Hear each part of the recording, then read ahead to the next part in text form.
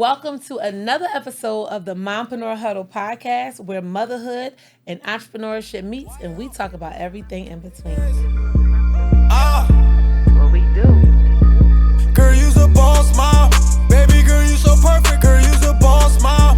Making everything worth it. Girl, you's a boss mom. Stand on all of your business, and when it come to investments, and baby girl, you the realest. Girl, you's a boss mom.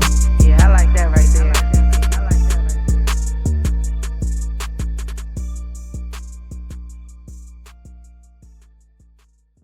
Today, I have the wonderful, the amazing, the phenomenal Miss Adrienne Alexander. Y'all, let me tell you about her real quick. Okay, so she is the president of BPRS Atlanta, the founder of IPI Agency, a published author, okay, and a true advocate for kinship care. Adrienne is also a conflict management specialist and educator, helping leaders and entrepreneurs navigate the tough conversation that often comes with growth. That's a big one. I love that. I love that. Listen, I love what you do. Well, You do you a so lot. much. That was a mouthful. I do a lot. That was I a do a lot. mouthful. It Yes. was. Welcome to the huddle. Thank you so much. I'm excited to be here. Thank you for having me. No problem. Listen, I had to have you after meeting you for the first time. I said, "Girl, come on in. Yeah. When you coming? When you coming on down?" And Yes, you got ma'am. that Maryland vibe. Listen. How we do it. All Yes. us up north people. Gotta stick together. Yes. Well, tell our audience a little bit more about you. Yeah, so I am. I mean, how do you beat that though? But I am the owner of IPI Agency Public Relations. We are a full service public relations company. I've been doing PR for over 20 years. I love communication. Yes. I love connecting. I love networking. Yes. And that was how I kind of pivoted and transitioned into the conflict resolution and conflict management. Okay. A lot that comes with PR is conflict. Yes. Avoiding Yes. conflict, fixing conflict. And so actually I was in college when I was getting my degree for PR. One of my Okay. professors was my first introduction to conflict management because I had no idea that was a thing, right? Okay. And so decided to go get my certifications for that. And then also, as you said, kinship care advocate. A lot of people are in the world of kinship care but have never actually heard the term. I was about to say, break it down for our Yeah, audience. for so, those who- a lot of people are in kinship care relationships and situations, and they just know that they are taking care of someone who is not biologically their own, whether it be a niece or nephew, a brother or sister. Those are kinship care relationships. So myself, I was raised by my grandmother. Okay. And being raised by my grandmother, at that time, it wasn't kinship care. It was just like, I'm just taking care of my I'm just taking grandbaby. care of my Yeah. grandbaby. You know what I mean? It's like you just roll out, the parents roll out one day. No conversation, no adoption paperwork, no paperwork most of the times, especially, I'm over 50. So there was no paperwork conversations. It was just like you raising this child for whatever the reason. Yeah. And so now, Is that what happened with you? They just rolled out? Yeah, well, so both of my parents struggled with alcoholism and addiction. Okay. And so it was just a rollout because, I was safe with my grandparents. Yeah. How old were you when it happened? Oh, I was always raised by my grandparents. I never lived with my since parents. from yay high? Yeah. Oh, wow. Okay. Yeah, it was always, I visited my mom. Okay. My dad would live with us at whatever part in his addiction and wherever he was in his journey, he might come live with us. But I never lived in the household with my parents. Okay. Are you the only child? No, I have a brother. Okay. I have a brother. So my brother lived with my mom. Okay. He's about 12 years younger than I am.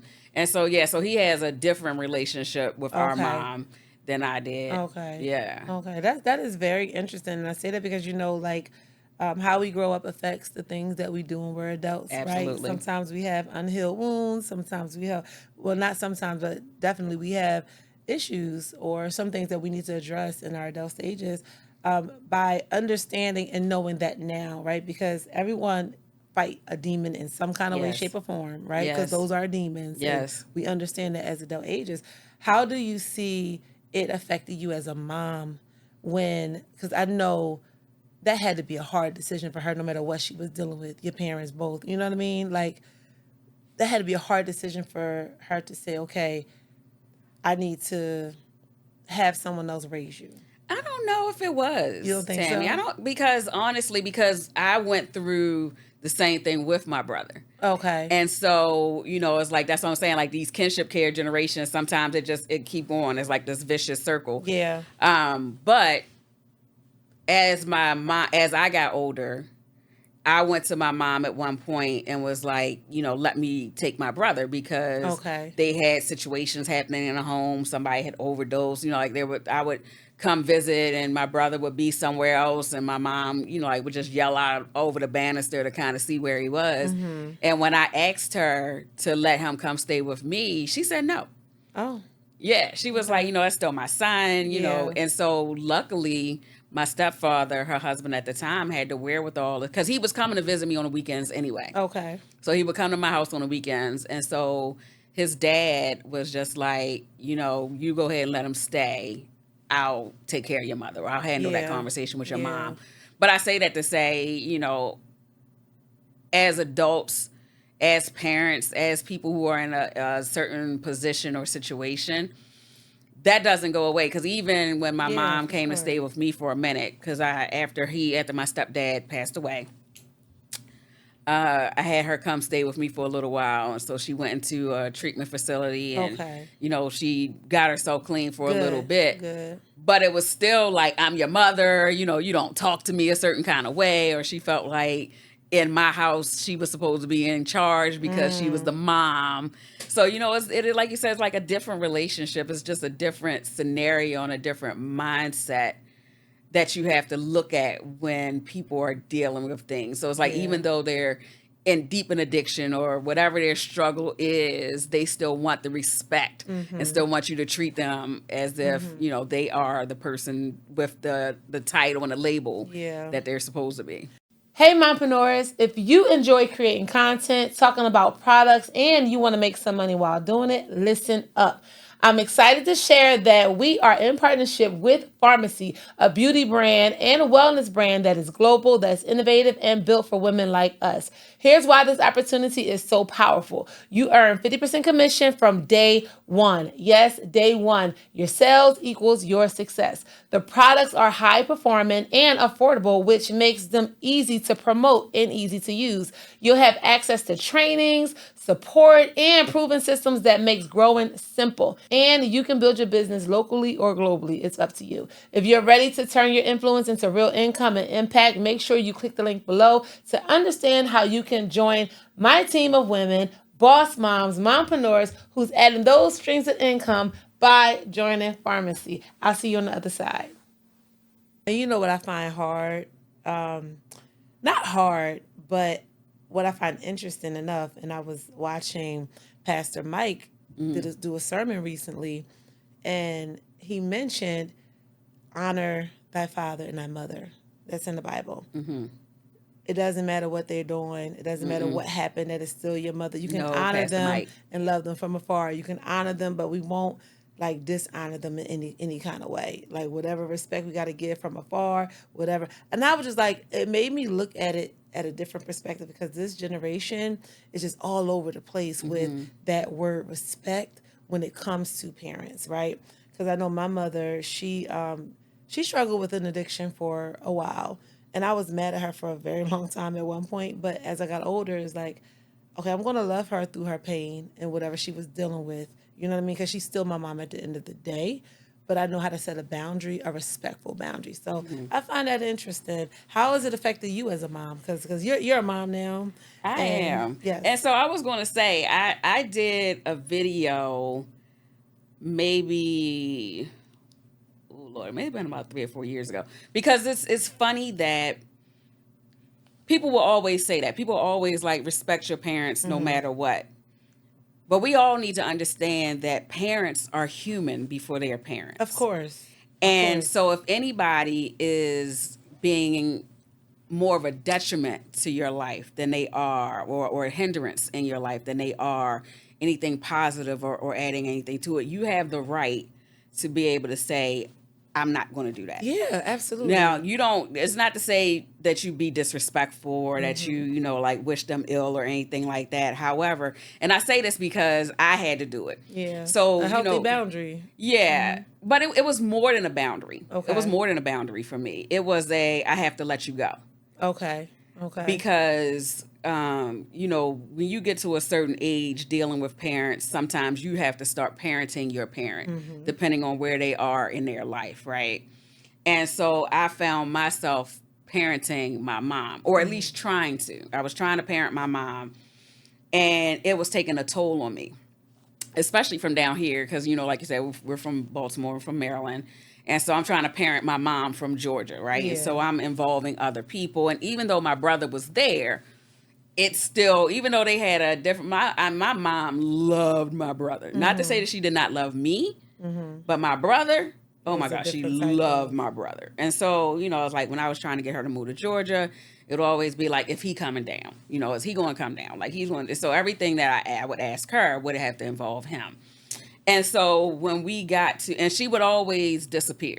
Okay. Like my mom would always disappear and just show back up like nothing happened. And when I say disappear, I mean like you can't reach her by the phone, you know her. And so like when you do reach her, she'd be like, my phone was dead. And I'm like, Ma, your phone was dead for 2 months, like. Yeah. And so this went on forever. Like I said, I'm parenting my mom. During COVID, she had disappeared for a good while. And I'm asking my brother, I'm like, have you gone by there? Like, do you know where she is? She's not answering the phone. And,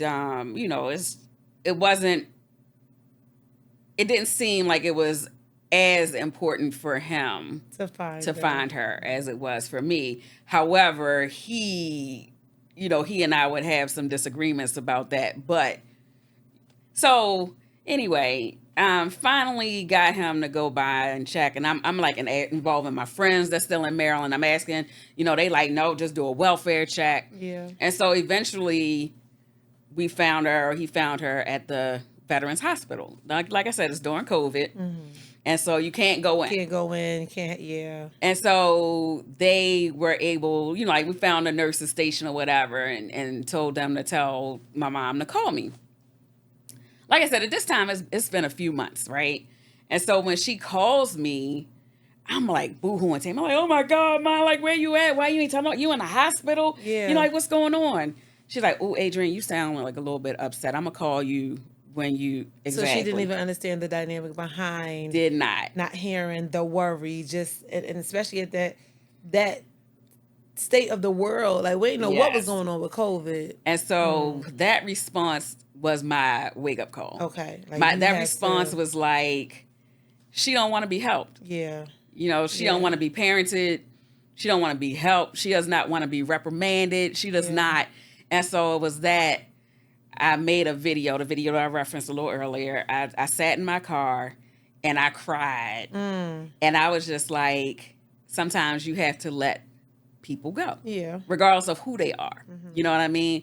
And that was more than a boundary for me. It was a loosening. Okay. It was a freedom. Okay. Because I put so much emphasis on trying to save my mom when saving her. You were losing yourself? I was absolutely. Okay. Absolutely. Okay. And so back to your question about how it affected me as a mom, I make sure every conversation with my children and my grandchildren that they know I love them, that, I'm available to you, that, like if you need me, call me. If you want to talk to me about stuff that I don't want to hear about or that might be TMI, we can talk about it. But, I'm here. Yeah. Yeah. I see how that can lead you to be a strong kinship care advocate and wanting to do something in that area because, I mean, we all been there. I can't say we all, but in some way, shape, or form, growing up, and I know at least for me, like I was raised by my grandma. We were just talking, my fiance. We were just talking about that not too long ago. How my grandmother raised me because I'm her caretaker now. Okay. But she raised me to a certain extent because I'm an Army brat and both my parents were away at the Army, overseas at one point. So You know, and at some point in time, like we never know when we may have to take on that same responsibility. Yes. So how do you help people? How do you train people how to take over that guardianship, or do they achieve guardianship through that process, or like, because you said there was no paperwork, none of that, it was just here. And so I wrote a book. It's called The Accidental Parent, Nurturing Love in Unforeseen Circumstances. The Accidental Parent. It fits. Yes. The Accidental Parent. And so when I first made that title, and that's what everybody, when people say the title, like, that's a good title. That's a real good title. Because you could be 26, not pregnant, and then, now you got a 12-year-old. Like, correct. Absolutely. Yes, I like that. And so it does talk through that process because kinship care is one, like when we talk about caregiving and you talk about caregivers, people instantly think of older individuals or individuals with a disability, or they may not be able to care for themselves, you know, it's like, but they don't talk about kinship care. And to that, kinship care is one of the only relationships where you don't get benefits for it. There are probably only, it's probably only about stipends or anything? Nothing, maybe 2 or 3. Last time I checked, I think it was about 3 states that have official kinship care benefits. Oh, wow. Now, they may have a kinship care office that will offer you resources, but they ain't helping you. Not even no food stamps or nothing. Nothing. Ooh, wow. Nothing. Even for me, you know, like I applied because I'm like, hey, you know, like I have my granddaughter. Yeah. So like, what y'all gonna give me as a kinship care person? What am I eligible for? And it's like, you ain't eligible for nothing. It's like you applying just like anybody else. And if your income is over a certain extent, you ain't getting nothing. Yeah. Wow. And so through that book, I talk to people in this book to say, you know, like these are resources available for you, but also how do you put yourself first? Yeah. How do you care? Because that's the big one. Yes, because you are now caring for somebody. Like for me, my husband and I, like I said, at that time we were over 40. I'm almost 50 now, but at that time, looking all good. But thank you so much. Come on. But we've had our granddaughter, so she turned 1, and you know, not ashamed of it at all. But my granddaughter turned 1 in February of 2020, and my daughter, her mom, turned herself into prison September of 2020. So we've had her. 2021. She was born in September. Yeah, so she turned 1 February 2021. My daughter turned herself in September 2021. So we've had her full time since then. Okay. My children at the time were 28, 25. Grown. So you started all over again. Grown, yes. Yes. So it was like my youngest son had graduated high school the year before. So I was like, good. No more waking up. I ain't got to worry about no parent-teacher meetings. I don't have to do nothing. Wait a minute. Hold up. Pump your brakes. Not only that, it was like I went back from nothing to changing Pampers. Ooh. Like, what? Yes. So it was definitely about how to pivot. Yeah. Real time when it comes to, you know, like for me, I was in this place where I was like, okay, I'm gonna be able to travel freely, build my business, you know, work more on my brand and everything that I'm doing. My husband was like, okay, we're good. We ain't got to worry about anything. He supported you through that. Though, oh, absolutely. Because that can be a major conflict in a marriage. That can be a major conflict. So I love that he supported you through that. This is a 2-part question. Okay. Because you are still building your business and you have the PR company and you're, I don't know if you have plans on writing any more books, but you still have your life, right? Yeah. How do you see the Adrienne 20 years ago versus now, like when you had your children and raising them versus now? Because they say when you're older, you have more patience. When you're older, you probably... Look, yeah, she made a face, y'all. I'm like, that is patience. I was with you until you said patience, but I'm going to answer it, okay? Because they say when you're older, because every child get a different version of you, right? Absolutely. Because you grow, you learn, you evolve. And now that you've matured and you're starting your business, how has that changed you, and how do you see the biggest difference that you see? And then also, how is this affecting how you show up for your business? Yeah, so that is a great question, because I think that Ava has the absolute best.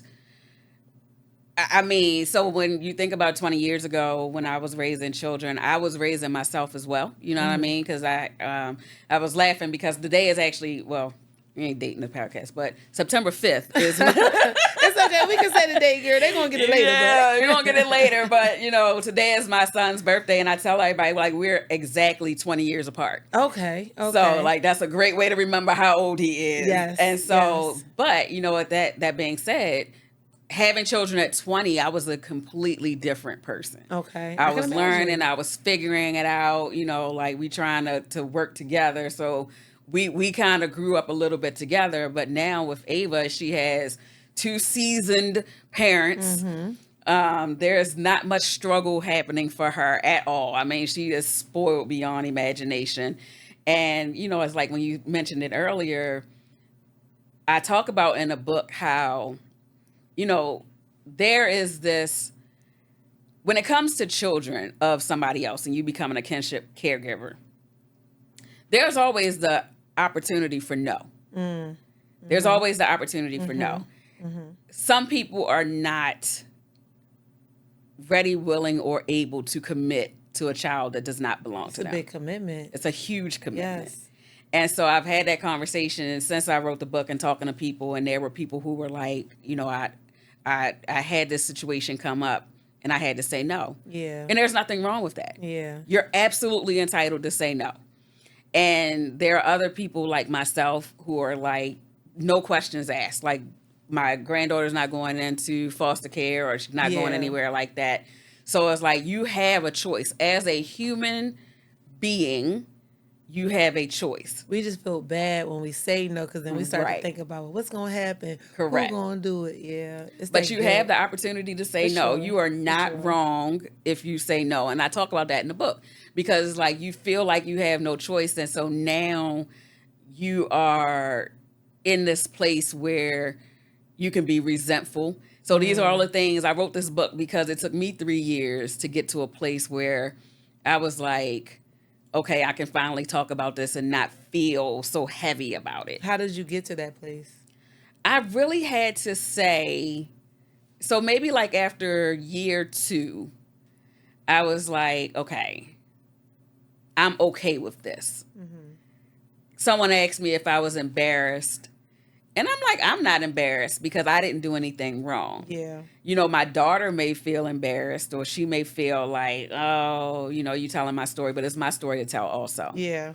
And so it's like, I really had to look at it like this was for Ava and not for anything else. And I think I really, really realized that because when I first took her to the pediatrician and I asked, because, I had never gone to her appointments with my daughter. And so my daughter, the pediatrician was just like, I make suggestions to your daughter. I'm not sure if she listens to me.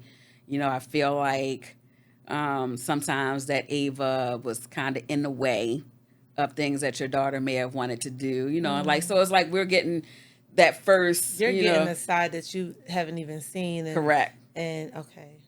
And so those first 2 appointments were a little rocky. I say rocky just from the standpoint of my grandbaby was very mean, very, like standoffish. We have pictures of her at the daycare where all the kids. She was so young though. Yeah. She so mean. She was a baby. She was because that was my daughter. Yeah. Like she was getting what my daughter was given. Personality, yeah. Man, that 3rd appointment, that entire doctor's office was like, who is this? Because she was a completely different child. Wow. They're like sponges. They are. They will pick up a completely different child. Mm-hmm. And so she just had her 5-year-old appointment a couple weeks ago, excuse me. Okay. And her pediatrician was just like, I just have to tell you. She was like, because to see her blossom. Yes. And these are her words. She was like, I hate to say it this way, but it seems like she was trapped inside of the body that she was in initially. And now to see her personality and see how she is and see how she talks and engages with people. That speaks kudos a lot about to her you. care. Yeah, yes, she was like, about her care. Good job, Grandma. And yes. I was like, oh my God. What do you think God is teaching you right now through this though? Because not just for Ava, but for you, like it's growing you. Even at 50, we still grow at every level, every age. But what do you think the biggest thing He's trying to teach you right now? He probably trying to teach me patience because I ain't got it. Still, come on. She still saying she ain't got no patience. I ain't got it. I mean, it's definitely, I feel like that's a part of it, really, honestly, because, oh, God, she talked too much. Grandma didn't mean, what Ava call you? Grandma Nana? Grandma didn't mean it, Ava. She ain't mean it. Ooh, she talked too much, y'all. I'd be like, sometimes I just had to be like, ooh, shh. Just give me Just one give me a second. minute. Hold on. You gotta act like you on a phone call. Give me 1 second. Ooh, Nobody give me on that one line. minute. And so I think it's also teaching me joy, though. She's such a pleasure. Yeah. She's such a pleasure. Yes. And she's so me. And so it's like, how do I look at the parts of her that I know are so innately me? And I mean innately. Like, her birthday is 8 days before mine. Okay. So That we're the much. same Wow. sign. We're Wow. the same. Wow. And so it's just like, God, do I talk too much? Man. That's that mirror. It's the seeing mirror. It's that mirror. Ooh, I love that. I just love how, well, for one, God is always going to make a way for any situation. Yes. Right? You are in the right situation to do it. Whether we feel like we're prepared or not, the moment you say yes, it's like, okay, I don't know how this is going to turn out, but I'm going to lean into it. Yeah. Because it was presented for some reason. And like you said, you're that person. Okay, you're not going into foster care. Yeah. I'm going to do it. And you did it. Mm-hmm. You know what I'm saying? And you're doing it. And you're still going to do it. Yes. You're still going to do it. Oh, I'm still going to do it. Yes. So I don't know if this is one of the questions you had, but somebody asked me because my daughter comes home I was about next to ask year. you. I was just about to ask you, when does she come home? Yes. So my daughter is scheduled to come home in 2026. Okay. And I say it jokingly, but with all sincerity, that she's coming home to be the nanny initially. You know, she can take over those parts that our engagement. You know, Ava Yeah. does gymnastics, or she does, you know, her Because it's going to activities. be that transition. She hasn't been there Yes. since forever, and you're all Ava knows. Yes. I mean, she probably. I'm sure you talk about her mom. Oh, she talks, so we do video talks- calls yeah. and everything. Yeah. But that would do something detrimental to Ava to just say, "Okay, here you go back." So I'm Yeah. pretty sure it has to be a smooth transition, and you got this. Yes. You got this. You got this. Yes. How thank is you. how is she with does she understand, like, mommy has a business? Does she help you with the business? Does she see that side of you? Because that's another thing. Like, you're an entrepreneur. You're a mompreneur. Yeah. Right? And for me... Grandmapreneur. Grandmapreneur. Listen. Grandmapreneur. But I think that I love when little kids get to see that side of it, because they can see in real time the back end of it, you know? Yeah. And then they see how it's developed on the front end, especially if you're taking her to these places. And that inspires them. That puts something in them. That's something that we didn't see growing up. I don't know if you saw it, because our parents were laborers. They went to work, clock in, come home. And my grandparents weren't. I had traditional age grandparents. Okay. And so they were retired at home. My grandparents, what I learned from my grandmother was Young and the Restless. The stories, soap operas. We was watching the stories. You was keeping up with it? Yes, absolutely. 1,000%. I was right there with her watching them. Soaps. Goodness. But yeah, so I, you know, it's like, she does not at this, so she knows grandma works. So, like, you know, when I travel, I get on the plane for work, you know, stuff like that. So she does know that. She does not get to, because what I do is so email based and communicate, you know, it's like, unless we're in person, you know, And a lot she of it won't is, see it yeah. in person, But see she's it. definitely been on some Zoom calls with Yeah. people, and, you know, everybody know Ava. So she doesn't get to see it right away, but she is very curious, very nosy, very nosy. They all are sometimes. Oh my gosh. And when I say she talks too much, I mean she talks too much. She tell everything. Like, the people at the school be like, Ava told me everything y'all did this weekend. Lord have mercy. Soon as the teachers say, listen, they done came up here and said this, you like, Yes. oh my gosh. And then you try to play in your mind back, well, what else you been talking about around the house? Listen, I know that feeling. She done told I it know all. That, for you. That was a trigger for me. Like, Just now, like, girl, what this girl done go to school and say Yep. now? Lordy, Lordy, Lordy. But do you find yourself,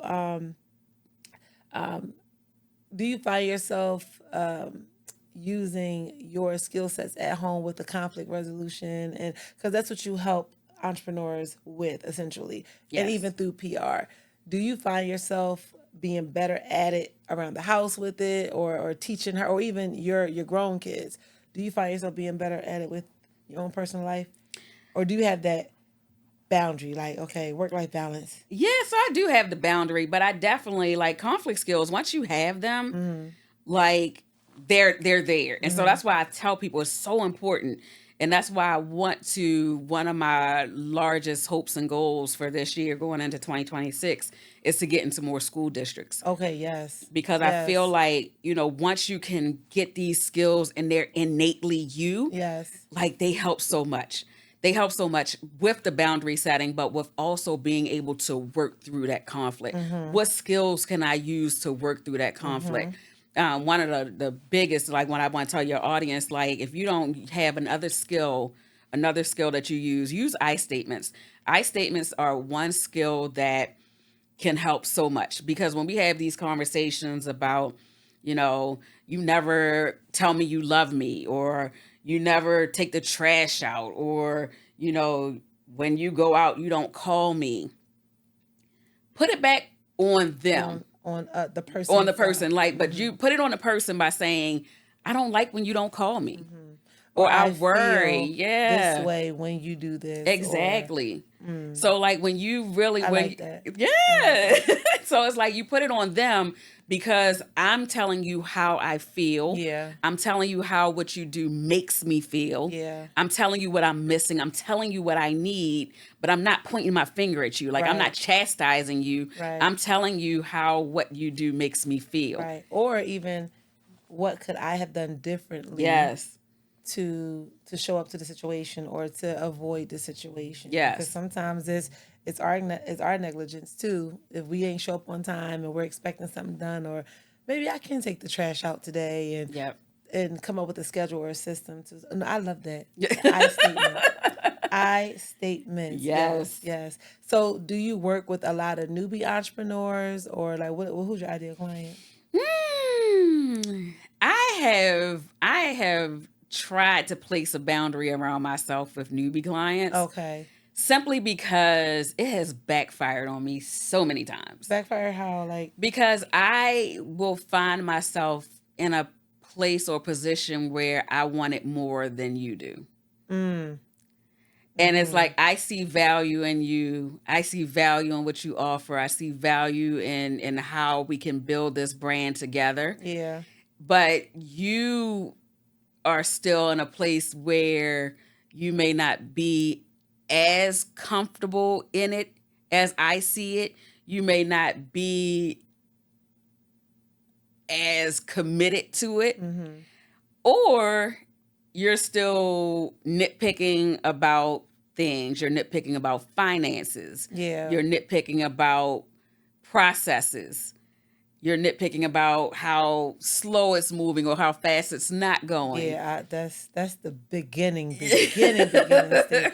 I can't imagine anyone needing the PR at that stage. Yeah. At that stage, the entrepreneur should really just be learning as much as they can about the business, about But you would be systems, surprised. about, like, These at are that- people who have, like their income could be like 7 figures. But yes. and they're nitpicking about investing Yes. in themselves. Really? Yes. Oh Lord. Yes. And so it's like PR is one of the most nitpicked things out there, because, especially if you're a numbers person, right? Like if you're a numbers person, regardless of how much money you have, you still want to know where the money is going. Of course. And so it's course. like when you are giving someone thousands of dollars a month, and you can't quite put your finger on where those thousands are going. But that's where the education piece come Yes. in. I know, because when I was working with the PR agency, before I started working with the PR agency versus after, I saw the difference, right? Because those placements make a difference now. Those labels, as seen in Upscale, Yes. as seen in Femi, as seen in the Source magazine, like that makes a difference Yes. of how you're positioned in place, because those they never go away. Right. It builds your credibility. So it's important for that education to be there because people think you could just put a post out and that's it. Right. Like everyone right now, like the coaching space is huge. Yes. And I didn't realize how huge it was until I became an official coach and not just a mentor. And I'm like, wow, like everyone is trying to teach what they know, which is fine. Yeah. Right. But there's still a way you have to go about it. Right. Like PR is so important, especially to get ahead of those scandals. Like, Lord forbid I'm in a scandal. Yes. I don't want to see no scandal. But I know if any time, if ever one comes my way, I'm getting on the phone with somebody PR like, listen, this happened. How we going to swing this? Right. What we going to do? Because it relieves the stress from my mind. Yep. And that's something that every entrepreneur should learn about. So that's what I mean, like at the beginning stage, the education piece. Yes. What does it really take to build a business versus a hustle? Ooh, If yes. I'm an expert, if I'm a professional, you need people in place. Yes. You need your teams in place. And if it's just you and one other person, get a good CRM, right? Yeah. You need those people in place so you can focus on what you need to do.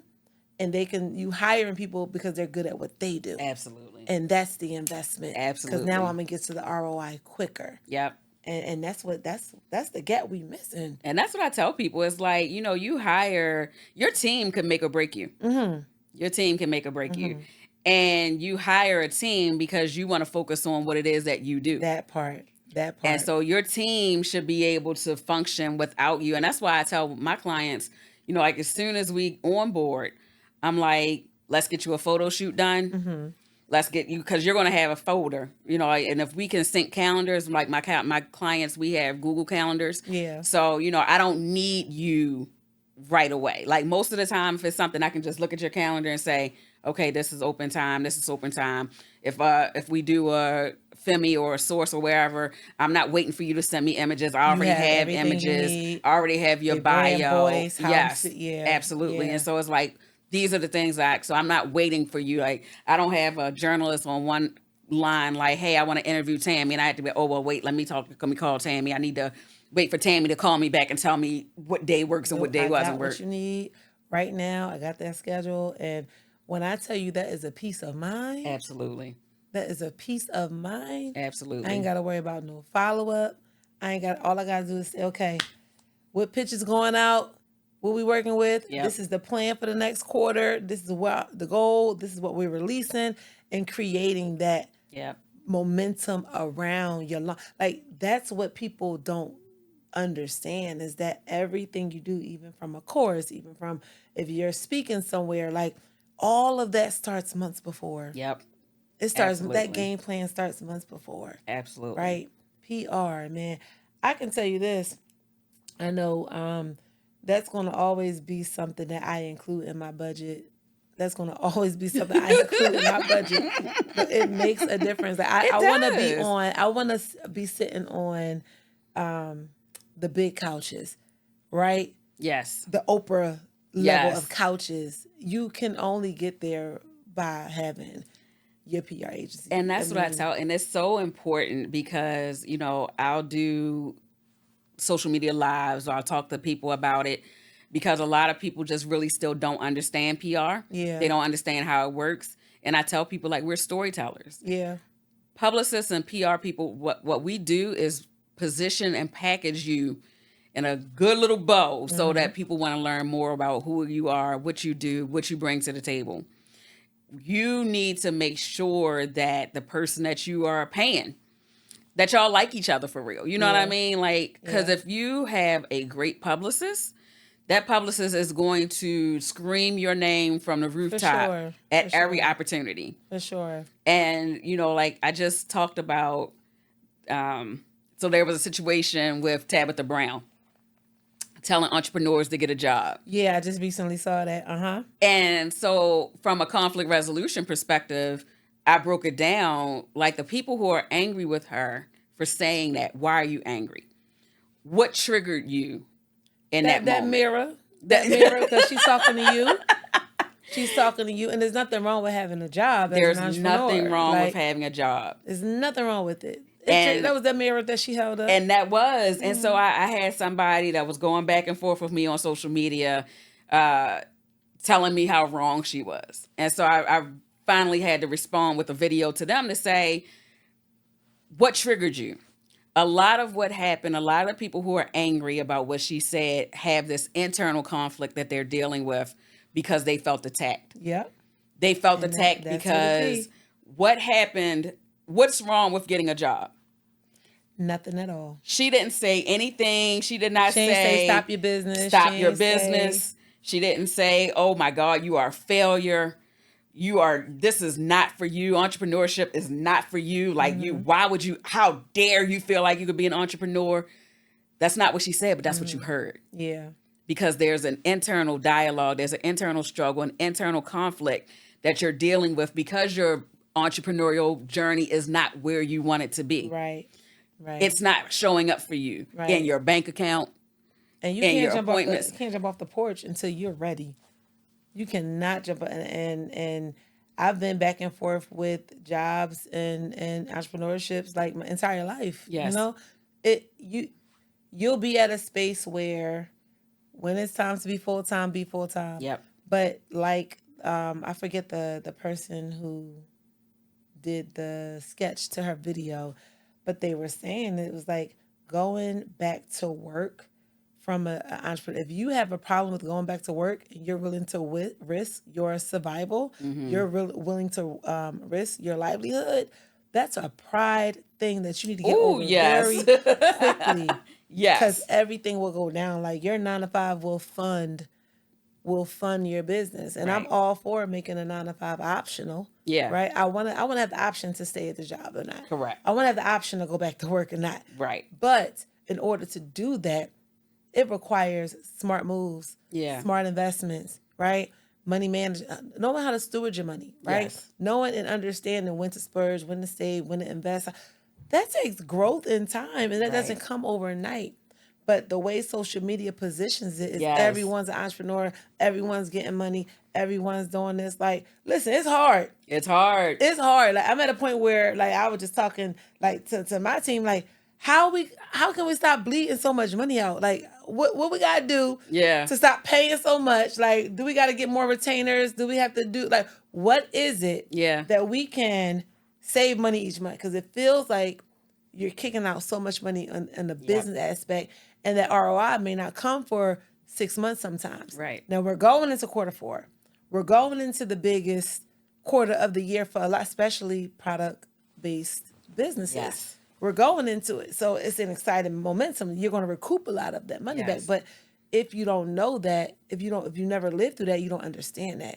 But people are willing to risk their livelihood by saying, okay, well, I'm not going back to work. I'm going to just keep hustling and grinding. Baby. Why? You're stressing yourself out. Just go get a job for 6 months. Do what you got to do. Leave. Go get another one. Like, whatever it is. But no, I wholeheartedly agree with Auntie Tab. Shout out to Auntie Tab. Shout out to Auntie Tab. We need Shout her in out the to huddle. you, Auntie Tab. Yes.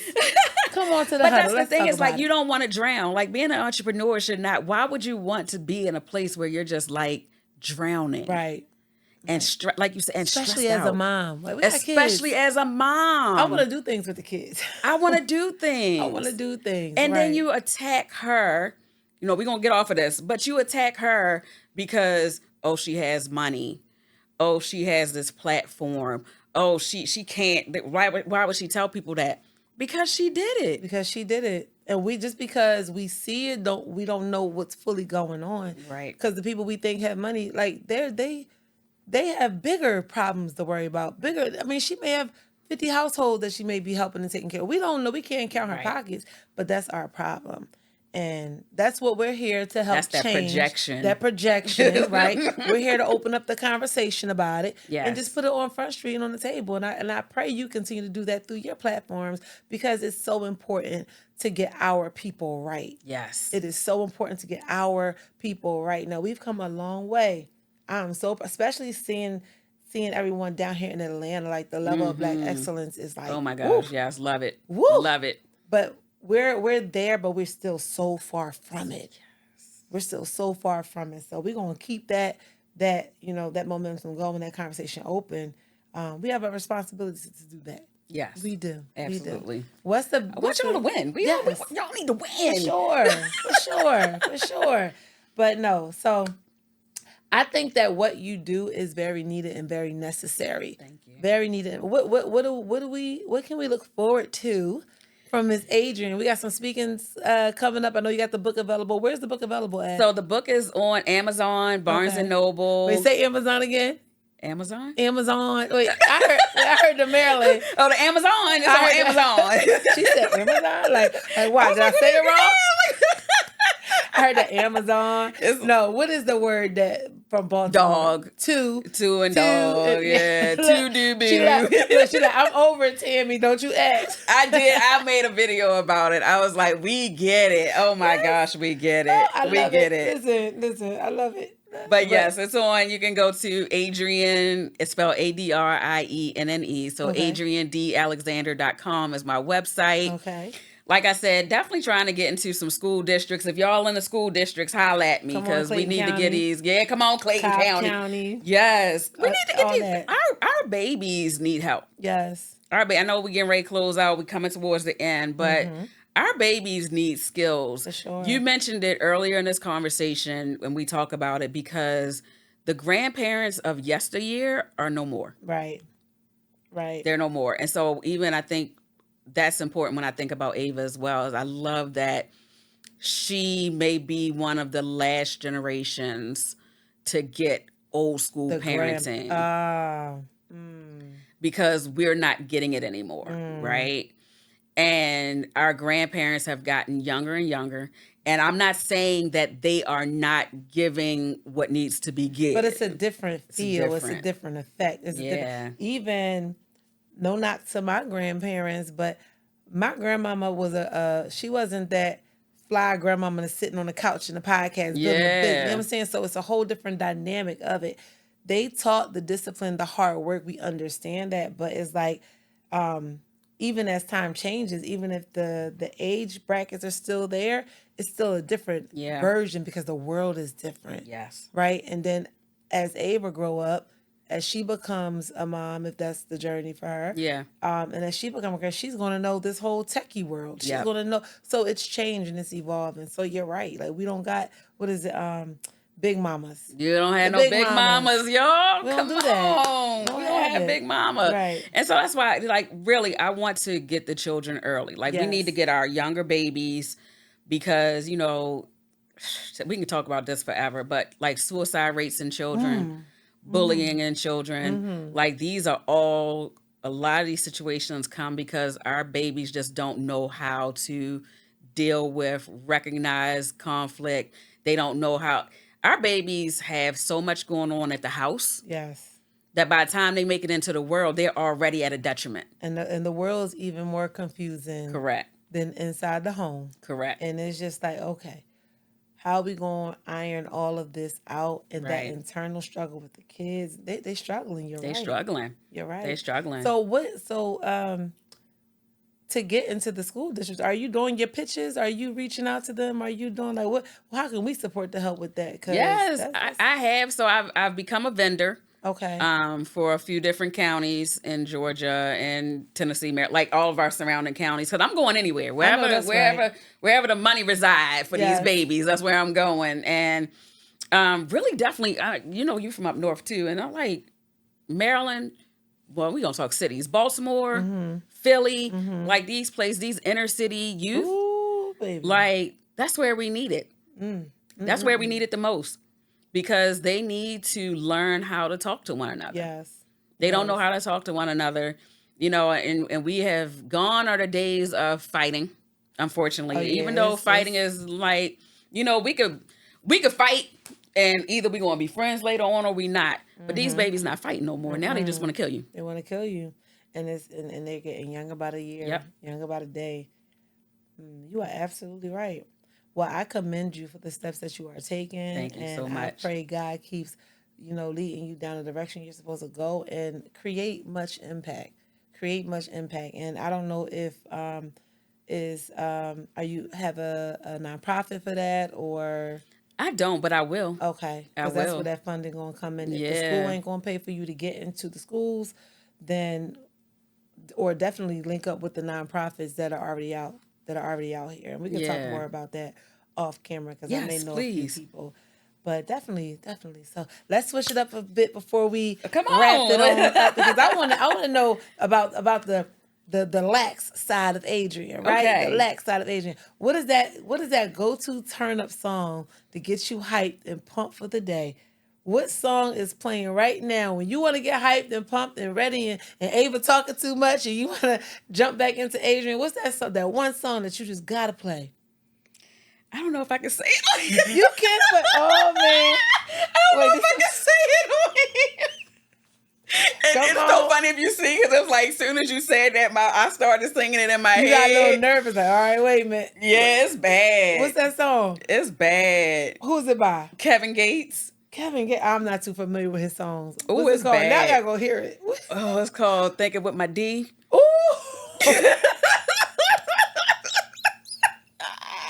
So Adrienne, listen. And it's like, it's so crazy because I need music throughout the day, right? And so I have found an amazing playlist on Pandora on Sirius XM. And it's a combination of like hip hop and R&B. So it's like a lot of Cardi B, Meg Thee Stallion, and everybody else like that. So it's like a great playlist. You a hip grandma for real. Oh, I am. Come on. And so I started hearing this song, and I would find myself like, oh. And so it's like, after a few times hearing it, I was like, who is this? Yeah. And so I was like, Kevin Gates. But the song, we're going to play it when we go off. Y'all go listen to it. But if you need to get pumped, it's going to definitely get you pumped. Like, it's going to get you right. Like, but I did. Lord. I kept on hearing it because I'm not a Kevin Gates fan per se. Yeah. I know a couple of his songs, to your point. I know a couple of his songs. Yeah. But it would come up on this playlist. And I was like, oh, that is the song. Like, if you need to... That's the one. That's the one. All right, add that to the playlist. Let's add that to the playlist and see what's going on. That's the one. That's it. Okay. Well, I'm as soon as I hear it, like I said, we're gonna hear it off camera. As soon as I hear it, no. She gonna add it to the list, y'all. It's definitely we getting ready. That bop. That's it. No, but I truly appreciate this conversation. Yes. If you could leave our audience with uplift, words of encouragement, look right into your camera and just go ahead and let it out to that mom that needs to hear it, the one that may be raising someone else, their kinship, or who was raised by, who don't have those good relationships with maybe their mom, because you poured in a lot today. Yes. You poured in a lot today, and I appreciate that. So if there's anything that you can leave the huddle with, let me sit up. Sis, you are killing it. You are doing an amazing, amazing job. It was given to you because the universe knew that you could handle it. I wanted you to know that I see you. We see you. Tammy see you. I see you. We got you. And we know it. Like, reach out to me, sis. If you ever need to, talk to somebody, you just need to vent. You just need a moment. Turn on Kevin Gates. But no, sis, you got this. And I am so very proud of you and excited for what's to come for you. Yes. I love it. Thank you, Adrienne. You're so, but thank you so much. Thank you for this. Well, no problem. Listen, this space is for y'all. I love it. And this space is for you. It's a good space too, y'all. It's cozy. It's a great I'm glad space. You like it. Leave a review. Look, make sure you subscribe. Tell people about it. It's a great space, y'all. It's a great space. I walked in here like, y'all remember on a girls trip? This is nice. Ain't no roaches or nothing. Ain't no roaches. She's so silly. I love it. But y'all need to come and check out this space, or better yet, make sure you hit subscribe so you don't ever forget the notifications about this space. Because as always, we are bringing moms to this couch to share their stories, to share their energy, and to connect with you all. Big shout out to our major sponsor of the Mompreneur Huddle, Lychee Capri, and you can definitely shop and get your discount 20% off at lycheecapri.com. Make sure you use the code word huddle. And we're going to wrap it up. We're going to get out of here. And then I just want to make sure y'all put your crowns on and keep your chin up and make sure y'all rock the rest of y'all week. Have a good day. Have a good one.